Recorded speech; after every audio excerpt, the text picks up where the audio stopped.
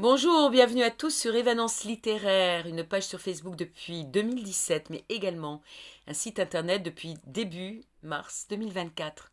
Je suis Évangéline Brunois, je suis chroniqueuse littéraire, entre autres. J'ai rédigé plus de 1383 chroniques, cela représente environ 750 auteurs, je ne sais pas combien de maisons d'édition. Mais je veux profiter de l'occasion qui m'est donnée à l'instant pour remercier toutes celles et ceux qui m'ont fait confiance pendant toutes ces années.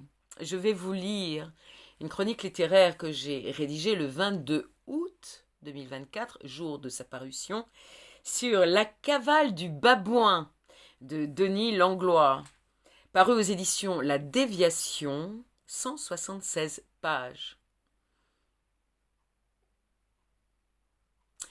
Des extraits de journaux.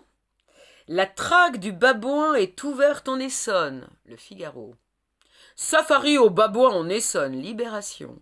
Triste fin pour le babouin, François. Une autopsie devrait être pratiquée, Le Monde. Mais qu'est-ce que c'est que cette histoire? Mais où est donc allé ce fourvoyé Denis Langlois, avocat et écrivain des plus sérieux et respectés? Comment peut-il espérer pondre un bon livre avec un postulat aussi loufoque? Non mais vraiment, la cavale d'un babouin en 1995. Bon, il est vrai que si le grand Clint Eastwood est capable de commettre un mauvais film à partir d'un bon scénario, rien n'est perdu. Après tout, l'histoire d'une apparition soudaine d'un être exceptionnel, cela rappelle quelqu'un? Je vous donne un indice? Ah mais si.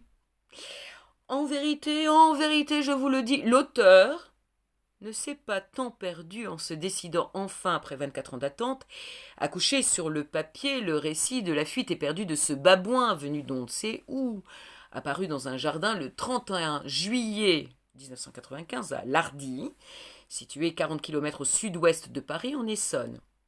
La Beauce, doux pays de l'enfance de notre écrivain, qui, pas si étrangement que cela, se trouve des points communs avec ce singe, ce primate loin d'être primaire, cet alter ego, ce camarade de lutte contre les autorités militaires, gendarmes et ici plus spécifiquement, groupe animalier des sapeurs-pompiers.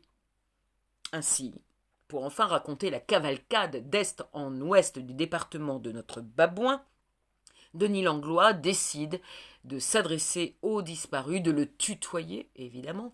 Ne sont-ils pas amis à travers le temps et l'espace? Ceci dans un style enlevé, joyeux, doucement ironique, drôlissime, poétique, imagé, engagé, bouleversant, enchaînant les scènes loufoques, attendrissantes ou dramatiques, avec un souci du détail et une volonté farouche de vérité. Car cette cavalcade d'un innocent traité comme un potentiel coupable, à l'instar d'un individu dangereux, se termine par une tragédie encore incompréhensible.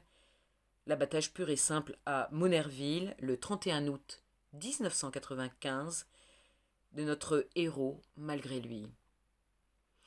Refaisant le chemin de croix du fusillé, l'auteur, en remettant les pas dans ceux du babouin, revient également sur les siens propres et refoule les territoires de son enfance et jeunesse dans cette Beauce si plate et cependant jamais oubliée.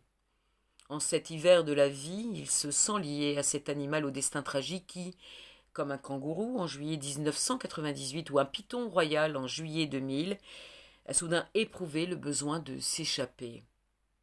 Mais c'était sans compter avec le prédateur numéro 1 de notre planète, l'humain.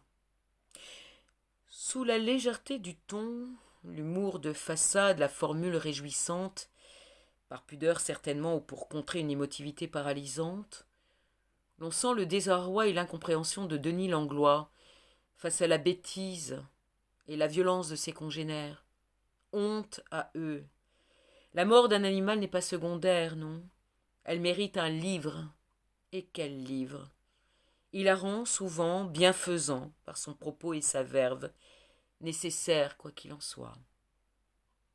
Je suis heureuse de l'avoir découvert et d'avoir pu en lire un extrait en vidéo, car au plaisir de la lecture s'ajoute celui gustatif des mots qui claquent ou fondent en bouche, un texte théâtral ou cinématographique à la Michel Audiard, où résonne toute la beauté et la truculence de notre belle langue.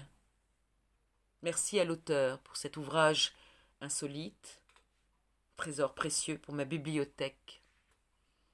Je vous invite à découvrir la 4e de couverture, ainsi que la biographie de l'auteur sur le site des éditions La Déviation ou sur le site Évanence littéraire. Merci infiniment, à très bientôt, bonne lecture et au revoir.